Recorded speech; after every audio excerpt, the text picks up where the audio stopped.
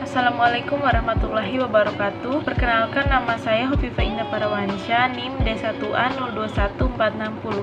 Di video kali ini saya akan menjawab, apakah penggugat dan atau hakim Pengadilan Tata Usaha Negara selalu terikat pada asas-asas umum pemerintahan yang baik sebagai dasar untuk menggugat atau sebagai dasar hakim untuk melakukan pengujian terhadap keputusan tata usaha negara.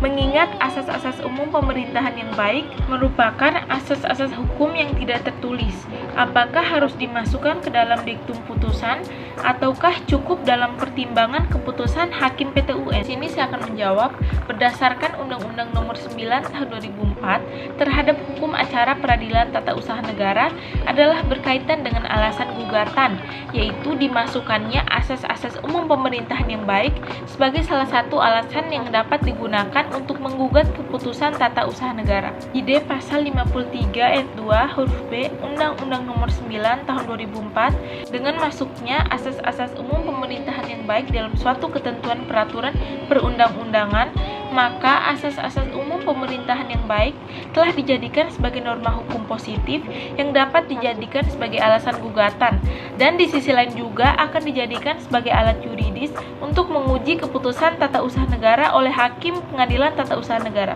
Berdasarkan penjelasan tadi, dapat disimpulkan bahwa penggugat atau hakim tidak terikat pada jenis-jenis asas-asas umum pemerintahan yang baik seperti yang dirincikan dalam pasal 53 ayat 2 huruf B Undang-Undang Nomor 9 Tahun 2004. Karena penjelasan pasal dari suatu peraturan perundang-undangan bukan norma, melainkan hanya berfungsi sebagai tafsiran resmi dari pembuat undang-undang.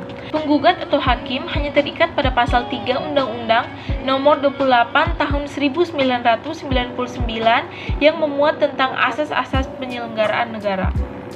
Kemudian, penggugat atau hakim masih tetap bisa menggunakan asas-asas umum pemerintahan yang baik lain selain yang disebutkan dalam peraturan perundang-undangan sebagai dasar untuk menggugat atau sebagai dasar hakim untuk melakukan pengujian terhadap keputusan tata usaha negara, karena pada hakikatnya karakter yuridis AAUPB adalah merupakan sebagai hukum tidak tertulis atau dapat pula disebut sebagai asas-asas hukum yang tidak tertulis dan yang lahir dari praktek pemerintahan atau praktek peradilan.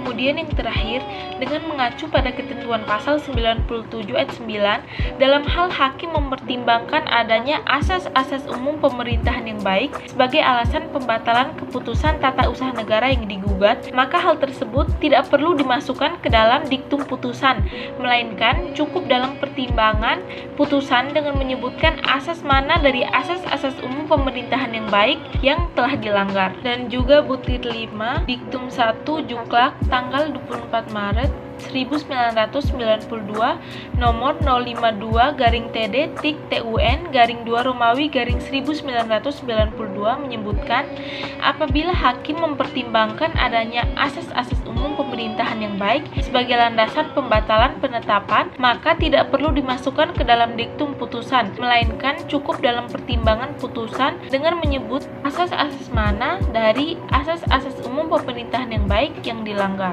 Sekian penjelasan singkat dari saya, lebih dan kurangnya saya mohon maaf. Wabillahi taufiq wal hidayah. Wassalamualaikum warahmatullahi wabarakatuh.